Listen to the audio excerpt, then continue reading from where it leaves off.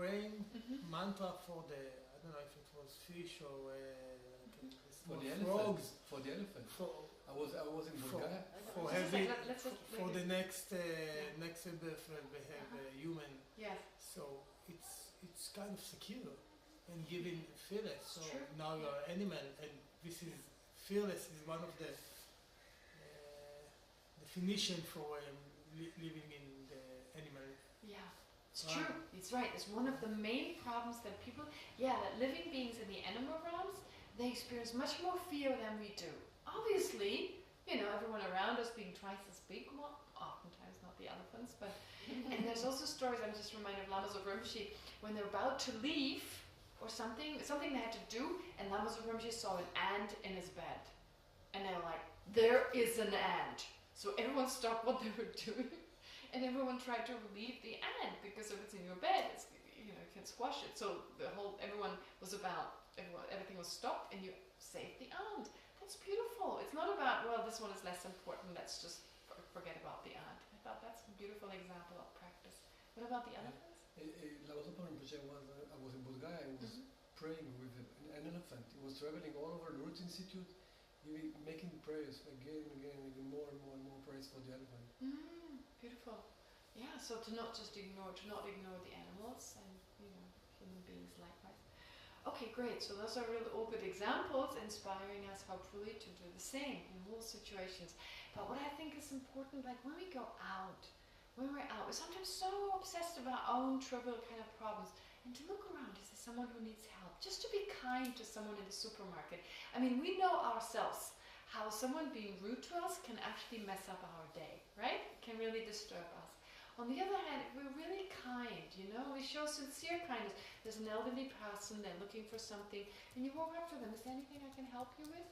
Just that gesture could really make a difference for that person of having a good day or not. How frustrating it can be for people who are sick to just be there with your full, so really show your love and sincerely, and they pick up on it and they're accepted for who they are, and you can make someone's day. How beautiful is that, right? Okay, so whatever we can do to give happiness to the people around us. Yes, please. Sometimes it's just mentioning the obvious thing, the things that we usually take for granted, and we forget to talk about it, to mention, and to thank someone for it. That's it's so like true. between couples, just to say once in a while, it's so nice to be with you. It's so good that we are together. But sometimes we take it for granted and we don't thank for the obvious things. That is very beautiful, the point you're making. Because sometimes with our partners, we can be harsher with our partner than with anyone else, right? We would never treat the waiter in a restaurant the way we sometimes treat our partners. So, and sometimes that happens, of course, but then also to kind of balance it, to sometimes say, you know what, I so appreciate this. This is so inspiring to me, this quality, that you have. And when we see a fault with our partner, this is a good way to start discussing the fault. To first say, well, I really appreciate this. Give a long list of the things you appreciate. This one tiny thing, if that would be different, right? And you know how they're going to react. It's very interesting. They usually, when we put forth the fault, immediately it seems like they can't see anything else. They want to protect themselves. They feel threatened, just as we would do. Because they feel like, oh, we're not appreciated, because it's just our mind does that automatically, and so do other people's mind. If you mention something negative, then that's all they can see, and they feel like they're not understood properly. But if you say something positive, you say, look, I always wanted to tell you, this is wonderful about you, this I really appreciate. I've never really told you, but I admire this. It's inspiring, There's one thing, but that's nothing. And then they want to know, right? You say well, there's one thing, if that wasn't there, but never mind. And then they're like, well, what is that? Because after you've told them about the positive side, they're much more willing to go, okay, I feel safe, I feel secure. You feel safe with that person. You feel they appreciate you for who you are. And then something negative, it's just minor. And it's much easier for them to change it. Right? So it's a skillful way to make people feel protected, to feel safe with you, appreciate it. And then you could say, well, for such and such. Sometimes I find that a little difficult. I'm sure it's okay, and I'm working with my own tolerance. And then oftentimes they take the first step to change it. And it's a good point. I'm glad you brought it up, especially with partners, with family members, you know. Like, I find even with my mom, who's really stuck in her ways, if I tell her, oh, Mom, you're so annoying, oh, no way, it's not going to work, you know. But if I tell her really nicely, if I speak with her about positive things, and I say, there's this thing, you know, I know you're already a little older, that usually gets her to want to change anyway. If I tell her it's a little harder to change, then she's like, well, wait a minute, you have no idea. And before you know, she really changes. You know, the things that she actually can change. But I feel like she feels safe with me because she feels appreciated. It's not like, oh, you know, oh, Mom, embarrassing. Right? Anyway, so with people, we can be so skillful. We just show them our love and even allow them to change. It's a good point here. I'm glad you brought it up. Okay. Anyway, this is so beautiful. It's always way better having many minds than one mind. So therefore, having everyone's input, we can learn from each other because everyone has good ideas. That helps everyone else to maybe take this as an inspiration to actually act accordingly. Right? Okay. But to continue a little bit with the material gifts, so material gifts here talks about the generosity of actually giving material things and the generosity which is just mental. Okay? So actually we've already discussed, and it did come up, the mental, but here it's presented slightly differently, with actually giving material things being mentioned first and then the mental afterwards. Okay.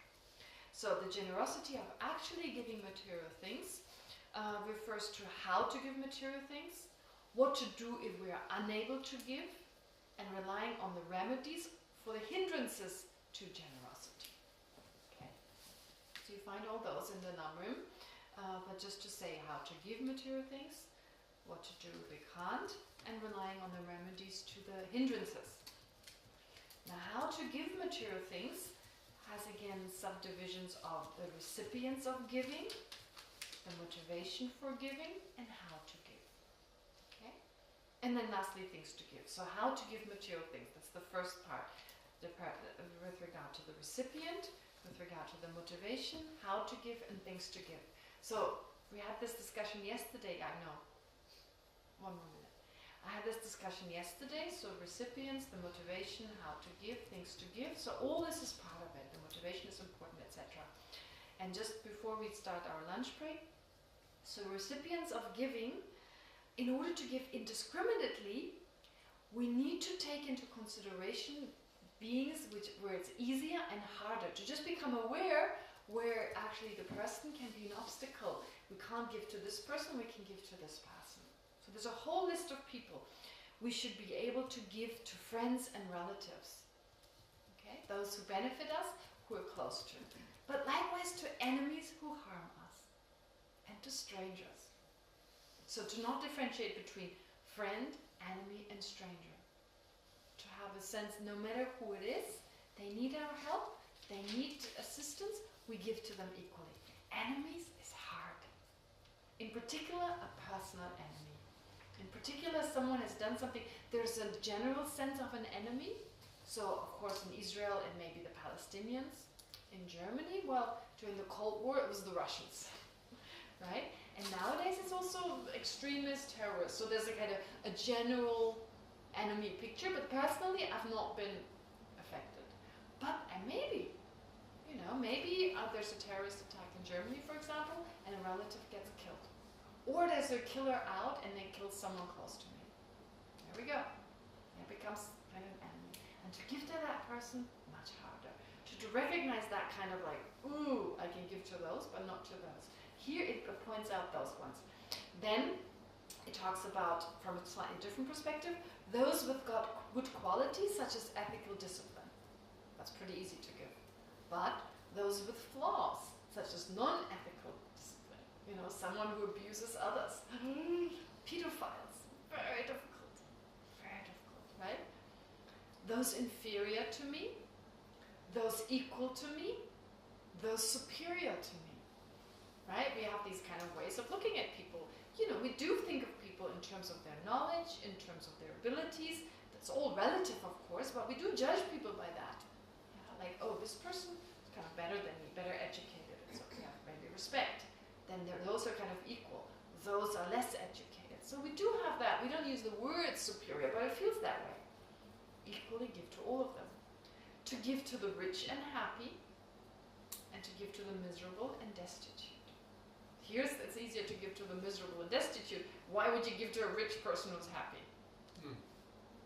Again, it should be indiscriminate in terms of giving whatever is needed.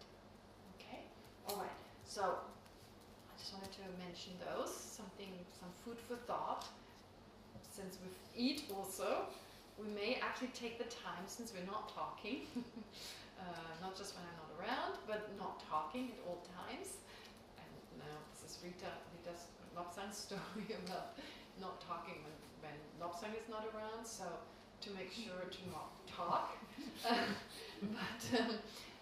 And to take that into consideration, something to be mindful of would be those different types of generosity.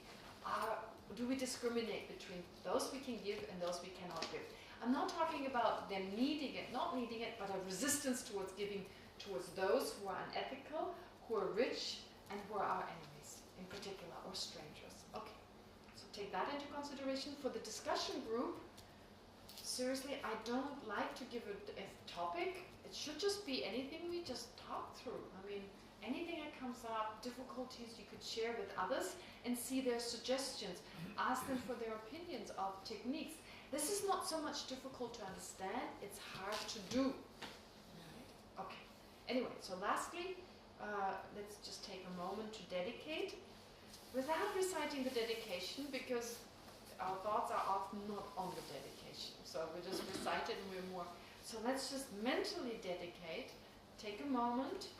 May whatever positive potential that we have created as part of this group, having done the meditations, having done the reflections, may this enable us to become more generous from the point of view of material things, the Dharma, and fearlessness, so that we are of greater benefit to all sentient beings. And in particular, may this also help Shoshi, who's Danny's wife, suffering from cancer. May she get better soon, not suffer from the treatments, and get better and stay healthy. And likewise to dedicate to Nurit's health, Nissim's wife, that she may remain healthy and strong and continue to have a healthy and long life. And so for everyone else who can think of, to dedicate it for their short-term and long-term